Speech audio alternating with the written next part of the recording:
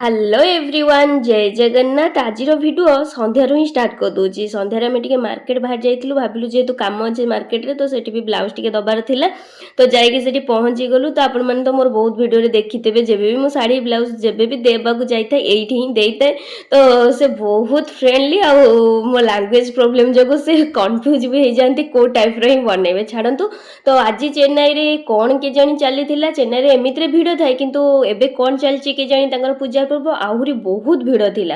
ତ ସେଇ ଭିଡ଼ ଭିତରେ ଆମେ ଯାଇକି ପହଞ୍ଚି ଯାଇଥିଲୁ ତାମ୍ରମରେ। ଆମର ଟିକେ ପରିବା ହେଇକା କିଣାକିଣି କରିବାର ଥିଲା, ତ ପରିବା ମାର୍କେଟ ବି ଏତେ ଭିଡ଼ ଥିଲା ତ ଭିଡ଼ିଓ କରିବା ବି ପସିବଲ୍ ନଥିଲା। ତ ଯାହା ହଉ ତା ଭିତରେ ଆମେ ପରିବା ହେବା କିଣିକି ପଳେଇ ଆସିଲୁ। ଯେହେତୁ ଲେଟ୍ ହେଇଯାଇଥିଲା ତ ଆୟୁଷ କହିଲେ କ'ଣ ଟିକେ ଖାଇବାକୁ ନେଇଯିବା ଘରକୁ, ତ ଆୟୁଷ ସେଇଥିପାଇଁ ଚିଲି ମସରୁମ୍ଟା ନେଇ ଆସିଥିଲେ। ତ ମୁଁ ଯେହେତୁ ଅଟାଟା ଚକଡ଼ି ଦେଇ ଯାଇଥିଲି ତ ଆଉ ରୁଟି ଫୁଟି କିଛି ଆଣିଲୁନି, ତ ଆସିକି ଘରେ ଫଟାକ୍ ସେ ରୁଟି ବନେଇ ଖାଇନେଲୁ। Thank you for watching, bye.